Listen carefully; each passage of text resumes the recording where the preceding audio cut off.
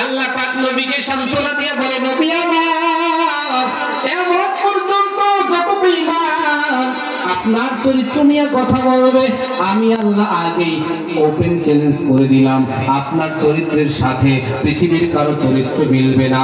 আপনার চরিত্রওয়ালা এমন কেউ পৃথিবীতে আসে নাই, আর আসবেও না।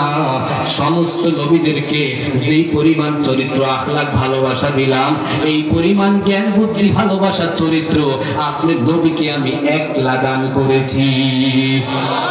ওয়া ইন্নাকা লাআলা খুলুকিন আযীম। আমার নবীকে আল্লাহ এমন উত্তম আদর্শ দিয়েছে রে ভাই, যেই নবী আদর্শের কোনো তুলনা হতে পারে না। ওরে যুবক ভাই, সেই নবীর আদর্শ বাদ দিয়ে আজকে তুমি যুবক চুলের কাটিংটা দিলা নেইমারের মতো।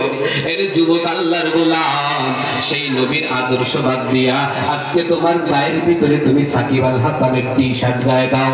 এর যুবক, সেই নবীর আদর্শ বাদ দিয়া আজকে তুমি এই বাংলা জমি বাংলাদেশের ভিতরে যত বড় নায়ক আছে, এই নায়কদের অনুসরণ করে চুল কাটিয়া, পোশাক পরিয়া, প্যান্ট পরিয়া।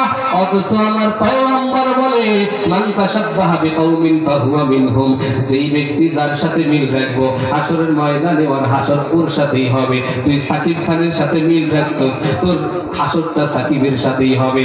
যুবক সিনেমা দেখে, তারপর জিজ্ঞেস করলে উত্তর দিবে যে আসলে সাকিব এগুলো ভালো করতেছে না, এই গান বাজনা নর্তকীদের নাচ করে, এগুলো জাহান্নামের কারণ। ঠিক কি না?